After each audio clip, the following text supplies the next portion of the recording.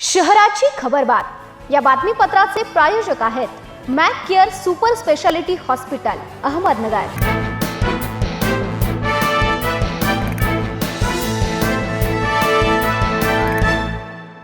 नमस्कार, मी साक्षी न्यूज 24 सह्याद्रीमध्ये तुमचं स्वागत। पाहूया अहिल्यानगर शहरातील महत्त्वपूर्ण बातम्यांचा आढावा शहराची खबरबातमध्ये।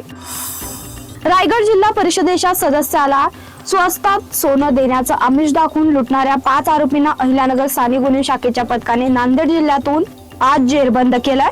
3 दिवसांपूर्वी अहिल्यानगर रेल्वे स्टेशन जवळील आरणगाव हद्दीत ही घटना घडली होती। या प्रकरणात 5 आरोपींना ताब्यात घेतलं असून त्यांच्याकडून 26,52,000 रुपयांचा मुद्देमाल हस्तगत करण्यात आला। शिवाजी विठ्ठल मोहिते, राजू रामदास मोहिते, अक्षय रामदास मोहिते, छगन शरद मोहिते आणि दिनेश सुदाम जाधव अशी आरोपींची नावे आहेत। स्क्रॅप मालाच्या व्यवहारातून झालेल्या वादातून एक व्यावसायिकाचं अपहरण करून त्यांना मारहाण करत 4.5 कोटी रुपयांची खंडणी मागितल्याचा धक्कादायक प्रकार नगर येथे समोर आलाय।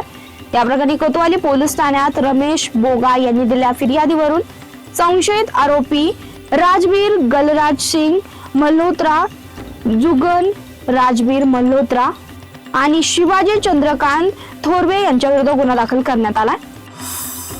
शहरातील हमाल पंचायत मार्केट यार्ड परिसरात एका अनोळखी व्यक्तीने निराधार अनुदान योजनेचे पैसे आल्याचं आमिष दाखवून 70 वर्षीय वृद्ध महिलेची फसवणूक केली। या महिलेच्या अंगावरील 50,000 रुपये किमतीचे सोन्याचे दागिने चोरून नेण्यात आल्यात। या प्रकरणी द्रौपद्राबाई घोलप यांनी कोतवाली पोलीस ठाण्यात फिर्याद दिली असून गुन्हा दाखल करण्यात आला।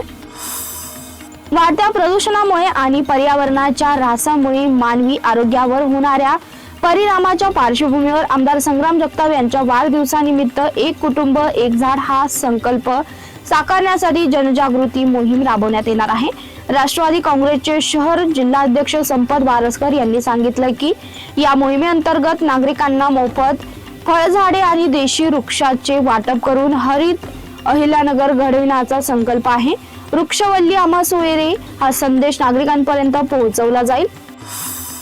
अहिल्यानगर शहरातील गंज बाजार परिसरातील व्यावसायिक वल्लभ बिहारीलाल भराडिया यांची शेअर मार्केट ट्रेडिंग मध्ये जादा नफा मिळवून देण्याचे आमिष दाखवून 1,47,80,000 रुपयांची ऑनलाईन फसवणूक करण्यात आली। आरोपी जयेश वर्मा यांनी परदेशी व्हॉट्सअप क्रमांकावरून संपर्क साधून विश्वास संपादन केला।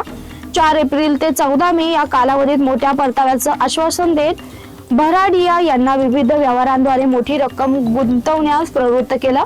अपेक्षित नफा किंवा रक्कम परत न मिळाल्याने फसवणुकीचा प्रकार उघड झाला। या प्रकरणी अहिल्यानगर सायबर पोलीस ठाण्यात गुन्हा दाखल करण्यात आला।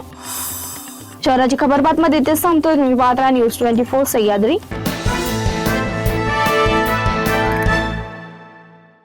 या बातमीपत्राचे प्रायोजक होते Mac care super speciality hospital Ahmednagar.